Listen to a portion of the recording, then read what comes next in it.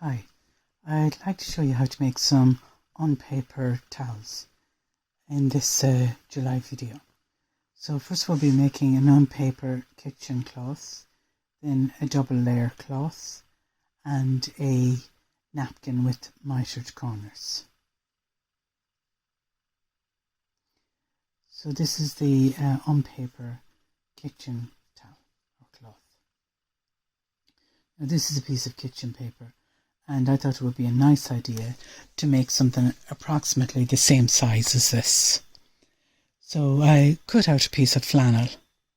It's slightly bigger than the kitchen paper, but we will be making a zigzag stitch around the edge, so it will gather the sides somewhat.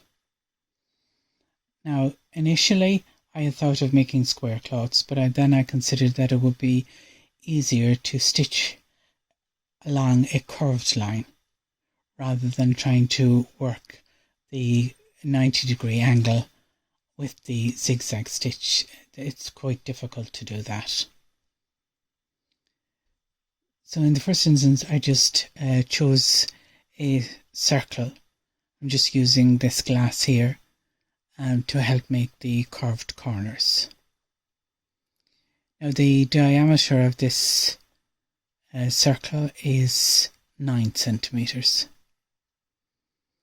And the idea is that you just place the circle onto a piece of cloth and just align the circle with the sides of the fabric, and then draw the arc that you see here. So then this is an arc, a curve of a circle that is 9 centimeters in diameter.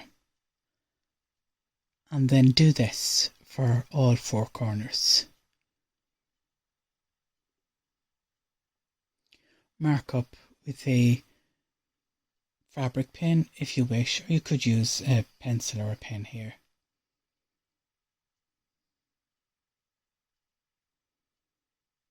So now trim the edges, and I used a Prem aqueous pen, fabric pen, and water will get rid of the mark that leaves.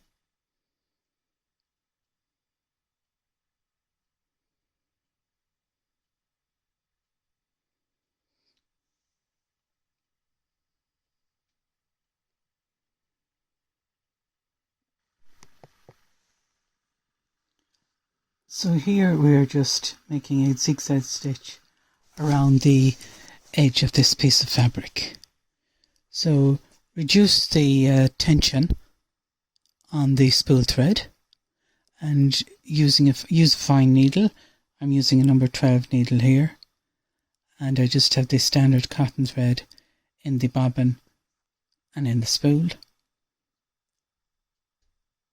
Now just lower the foot and drop the needle and hold the threads as you begin to stitch.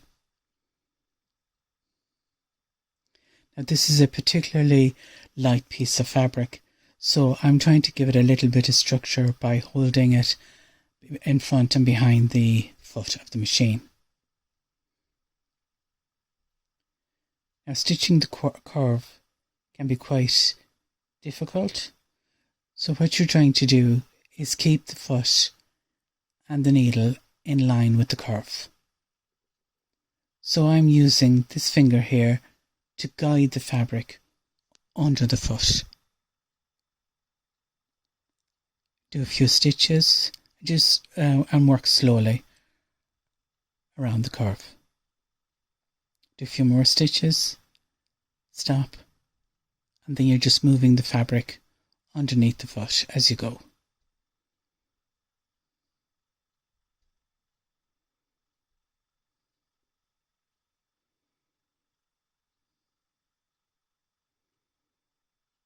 So this is just a simple zigzag stitch, and I'm using a stitch length of 2.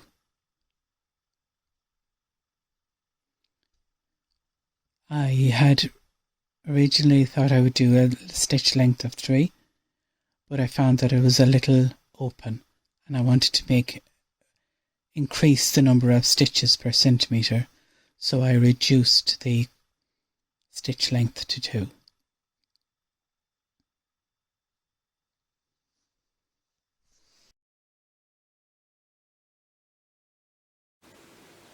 So what's happening is that the needle is falling to this side here and going in on the zigzag, out, in, out, in. Now if you want to have per centimetre, if you want to reduce the number of stitches per centimetre, you make a longer stitch, and to increase you make a shorter stitch. So I have chosen now a stitch length of 2.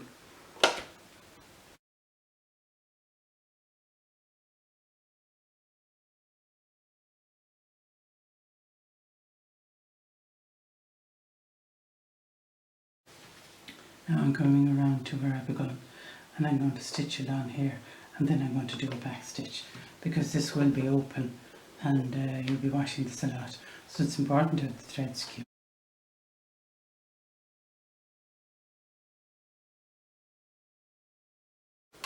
Now what we're doing now is I lifted the foot, and I want to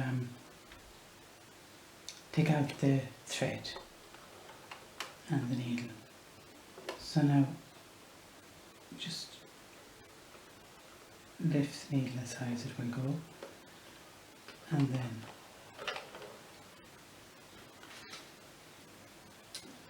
pull it out, and there you are.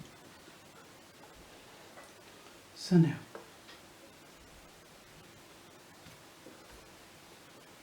that's our little piece of fabric all ready to be used to mop up a drop of water. Now this is an option to store the UNpaper towels. Roll them onto an old cylinder from the paper kitchen towels. Now the flannel adheres to itself, so it's quite easy to roll these. And then you just take the roll towels and place them on a standard kitchen unit, and then remove them as you need. So the flannel is interesting, and the more you wash it, the more absorbent it becomes. So that's it.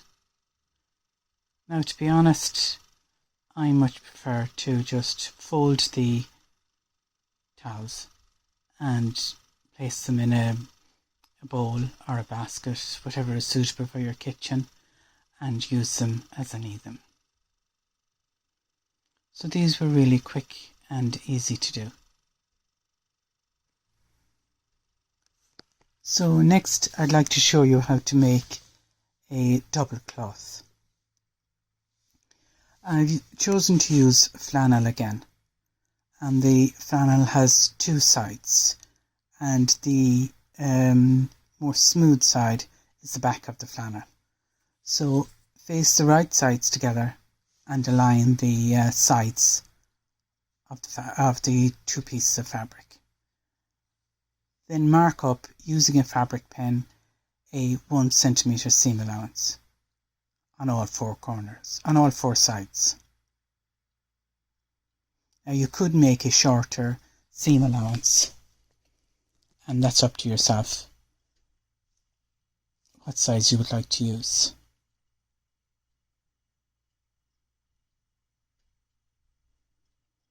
So that's a 1 centimetre seam allowance all the way around. But again, I think it would be a nice idea to have curves on this. So using the circle, it's a 9 centimetre diameter circle, I'm going to align the glass, the sides of the glass with the seam allowance, and make an arc. So you can see here the arc is in line with the seam allowance marking. Do this on all 4 sides.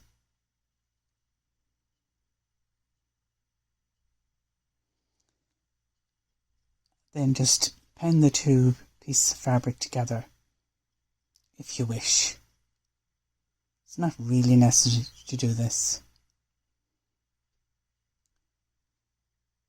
because the fabric does adhere to itself.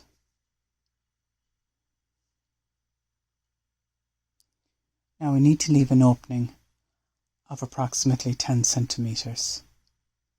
And this is to give you an opportunity to feed the fabric through the opening when you have sewn up the inside of the two pieces of fabric. So it doesn't have to be accurate, but you just need adequate room to feed the fabric through the opening once you've sewn up the sides. So you sew around the pieces of fabric, do your back stitch at one end of the opening and then at the other, and then you have your 10 centimeters, and you will be feeding the fabric out through that opening. Now this technique is called bagging out, just so you know. Now I trimmed the corners before I began. So here now we're stitching up the cloth. Start at one side of the opening and backstitch. So you're using 1 centimeter seam allowance, and at the larger seam allowance it actually makes it easier to stitch around the curves because you can grip the fabric as you try to stitch around the curve. So I'm using a stitch length of 3, and the spool and bobbin thread tensions are balanced. Now you could use the 1 centimeter seam guide on your machine for the seam allowance if you wish. I just marked this up so that it would be easier for you to see where I drew in the curves, all 4 curves, in line with the seam allowance.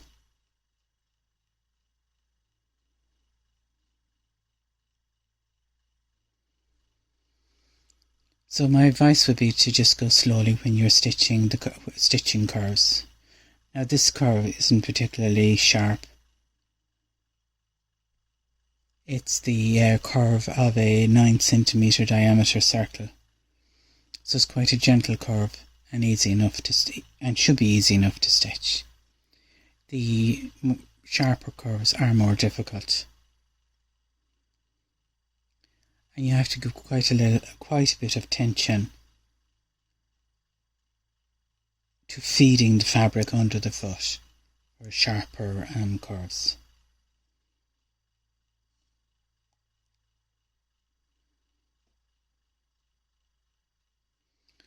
So just stitch the 2 pieces of fabric together.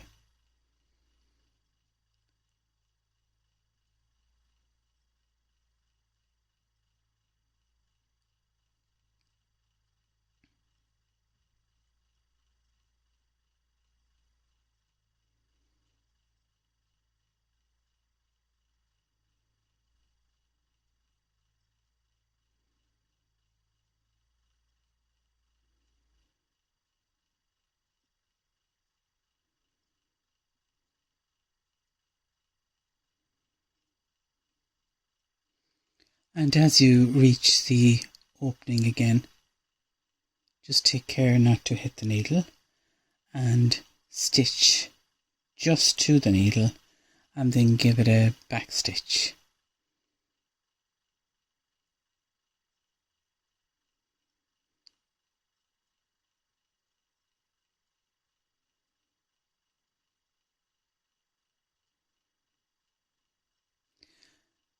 Now remove the piece of cloth, and we're just going to give a second row of stitches. So just very close to the first row. So just there, about 1 millimeter behind the first row of stitches that we've just made.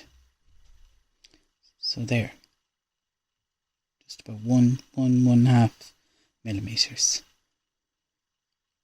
So this just adds security to the seam. And this piece of fabric will be used quite a bit for cleaning, so I just wanted to make sure that it didn't open and the seam didn't rip. So I've added the second row of stitches. And this is quite easy to do because now everything is secure and you can just quickly stitch round just inside the first row. It doesn't have to be accurate, but just carefully stitch and back stitch. This is the piece of fabric stitched up, and I just stitched 2 rows of stitches. Now I'm going to trim this, but here I won't trim between here and here.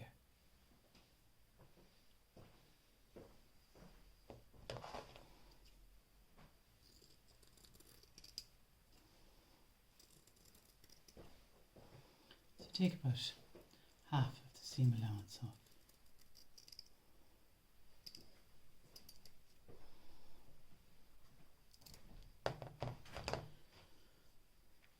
So this is where that's how I do this, so that it's easier when you turn it out to hold that in place.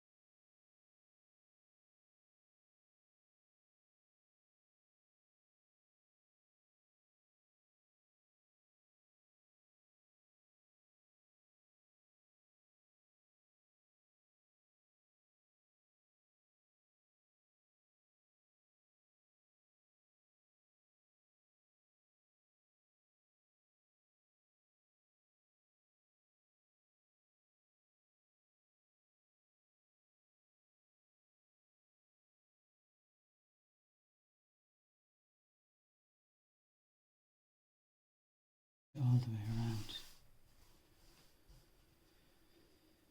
Flatten it all and just stitch all the way around. And that is another type of UNpaper down. Now, this would work well with cotton or any light toweling material. A cotton bamboo mix, t-shirt material, any of these. Now, if you're working with a t-shirt material, it would be very difficult to get a perfect square. But again, it's good practice just to cut the material and try and sew the perfect square, if you wish, or near enough may also be good enough for a non-paper towel made from an old t-shirt. Now, so I'm going to stitch all the way around here, and I'll start here, and I won't back stitch there because so I'll just stitch from here all the way around, and then I'll just come across this. Maybe I'll back stitch, I'll see. And you would normally do this. So I'm going to do a stitch length of 2 or maybe 2.5. So a short stitch length.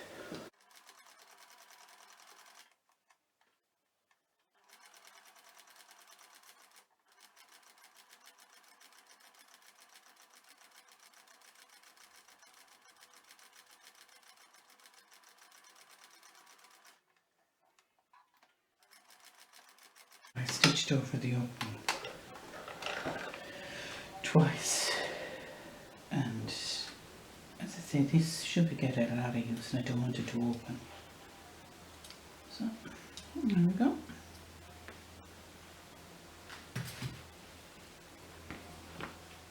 So that's a little cloth. Okay, trim back the threads. Now backstitch there, and I did backstitch at the beginning, and where the opening was I did stitch over it, came around to stitched back over it, so that was stitching. I started there and finished here, so then I stitched over it twice.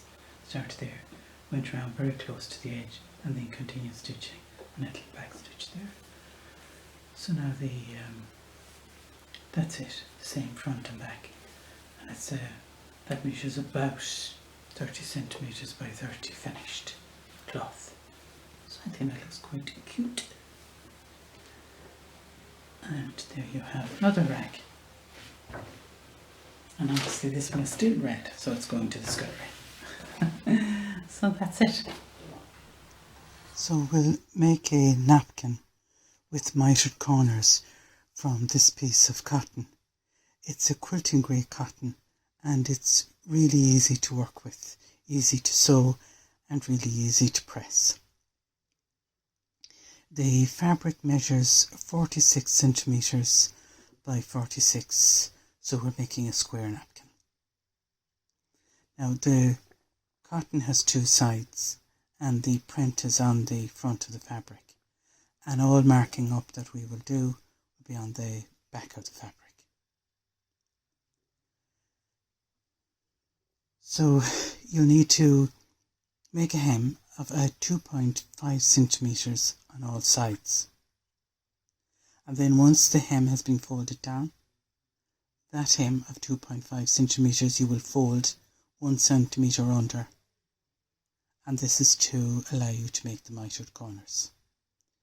Now this is a slow process and quite a bit of pressing involved, but I'll walk you through what needs to be done. So pin at 2.5 centimeter hem and do this on all four sides, and then press that. Now when I press this, it looks something like that. So you press it,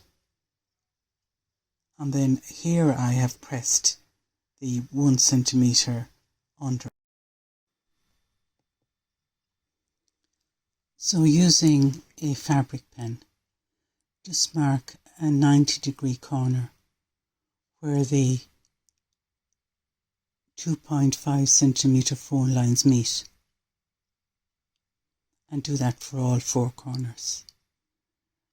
Then mark up at 5 centimeters from the edge of the fabric on both sides of the corner. So just mark at 5 centimeters, and then draw a straight line from the 5 centimeter edge to the other, going through the 90-degree angle. So it's 5 centimeters, and when you draw the straight line, it should go through all 3 points. If it doesn't, there's something wrong and you'd need to just start over and check your measurements. So now take the fabric and fold the corner, putting right sides together, and then match up the mark line that you've just made.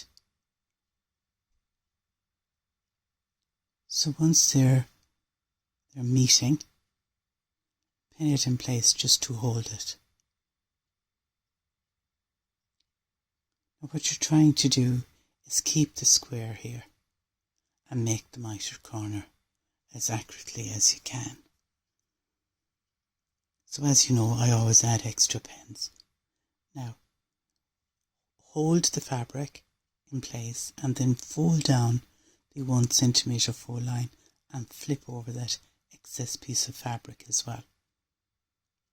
And then pin parallel to the mark line that you made. And as ever, add a few pens just to hold it, so that when you're stitching under the foot, it's that little bit easier.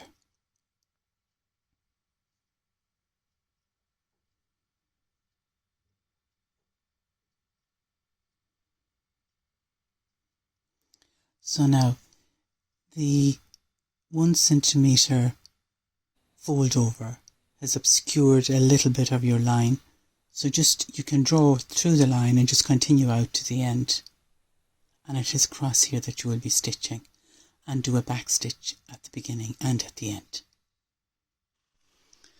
So now we're going to sew up the corners for the napkin.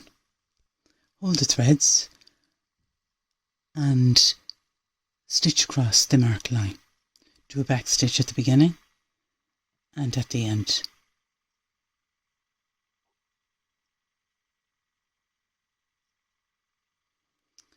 Then cut off the excess fabric parallel to the stitch line that you've just made, and then just finger press that seam flat and then turn it out. And it's a good idea just to push out the corner with something like a crochet hook. And that's one of the corners sewn up. And then you do the same for all 4 sides. Now it is quite a short distance, so you need quite a bit of control under the foot.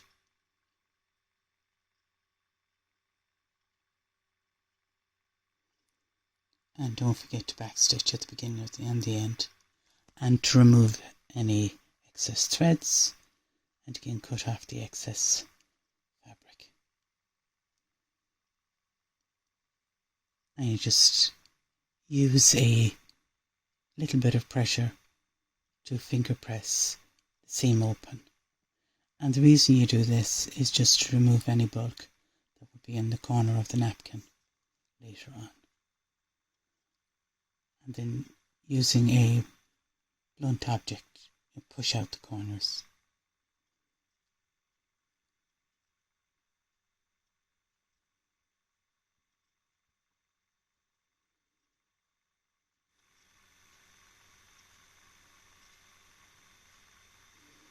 So this is a little tedious, but it is worth it. The finished look is really good.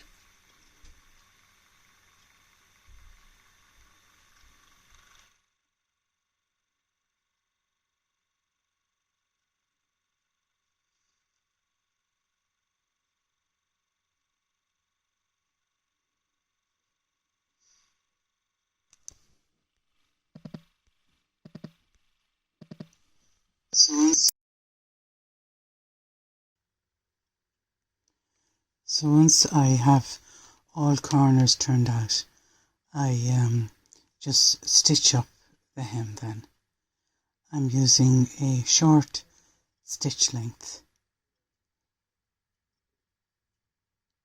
and I'm just checking the tension.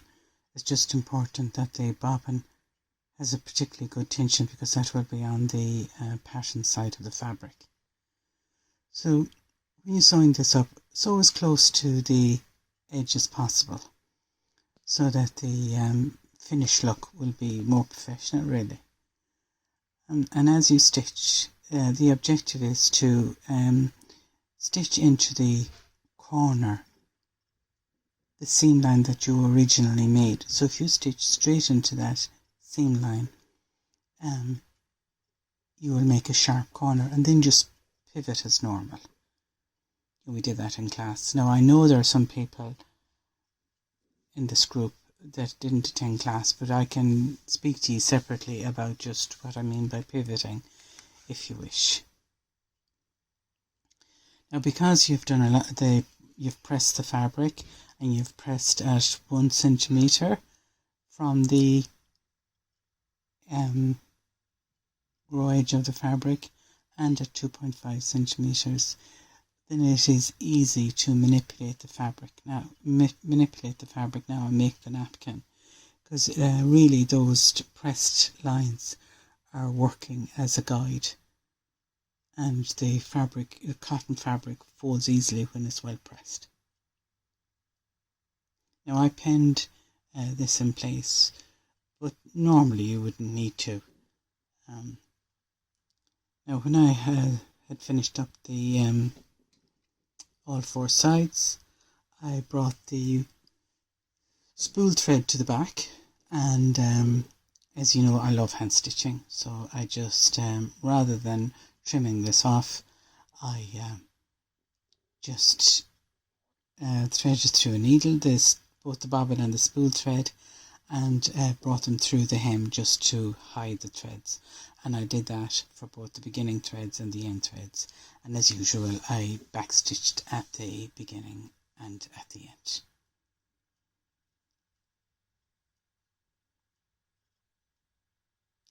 So that's the napkin finished, and that's where I did the pivot, and just so close to the edge all the way around.